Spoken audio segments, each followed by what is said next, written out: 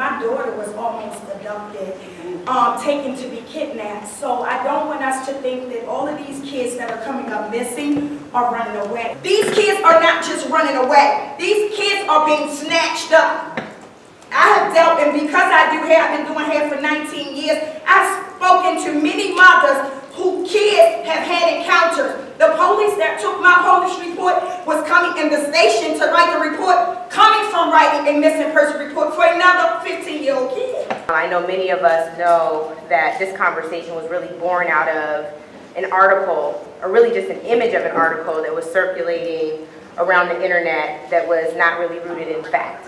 And so what happened is, as a result of the thing not being rooted in fact, is people decided to dismiss the whole thing as if it wasn't a real issue. If one black girl goes missing, if one black boy goes missing, how many of us know that's still a problem? We're very familiar with the tragedy of young white girls and women who have been taken, some of who have been found, some of who have not.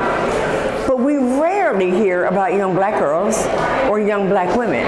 And then when we do hear something about them, we hear about their engagement with law enforcement through prostitution or whatever, but we don't look at them as the victims that they've been. Because we miss so many young ladies that's being exploited because we don't see African American girls as victims. Oftentimes we see them as being misbehaved or fast. So the first thing that we need to do is change the image of our black girls. Change the image of girls of color, period, because they are victims just as well. Just because you don't see them on signs where they're bound and held does not mean that they are not mentally bound. Pimping is a mental and emotional act. And for girls who are leaving their homes because they are being abused and they're looking for love, they're the perfect person to be exploited by a trafficker. Recognizing the signs of what could potentially be a human trafficking ring. A potential abductor. Abductors aren't riding around in the white van looking creepy anymore. These are people who are very particular about building rapport, seeing the vulnerabilities in these young women and girls and boys, and taking advantage of that. And it's very easy to be anonymous on social media, and there are many different ways that traffickers can lure our children into sex trafficking. They're looking for little taglines like, "I am lonely. I just got into a fight with my mom. I don't know where I'm going to sleep tonight." We are a nation of oversharers, right? And so when you're sharing all that information on social media, traffickers can pick up on you. They know what to tell you to make you feel safe and to make you feel comfortable. And we really need to focus on monitoring that.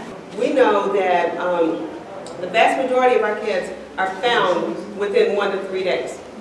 And a lot of them run multiple times, and so this is where they really do start to get in the higher risk areas. When little kids are truant, it's usually a sign of something going on in the family. When they're middle school and high school, they're making other choices, but it is a sign. I always say it's like a little hand being raised saying, "Pay attention to me." My sister-in-law and I decided to channel our professions, me being in law enforcement, she's in public relations, to help our community, help us find us. Because if we're not looking for anyone, if we're not looking for ourselves, who's going to look for us? When we started our organization in 2008, 30% of missing persons in the United States were persons of color. That number has since increased to nearly 40%. And so here are the numbers. Last year, the FBI reported that over 647,000 people were reported total. That's Black, white, Asian, Hispanic. And of that number, 243,000 were persons of color. But here's a catch. That's not including Hispanics, who are also persons of color, because law enforcement classify Hispanics as white. You know, I thought a lot about this panel, and I thought about the Black Lives Matter movement. And I thought to myself, you know, what would happen if we made that decision, that this really makes a difference to us, and that the voices of our girls must and need to be heard, and that we're not going to just look at one issue, but really understand how all these common issues of violence and vulnerability in our community really come together to impact us in a negative way. But as a father of girls and a grandfather of a granddaughter, I am always interested in things that would help propel Black women in our society.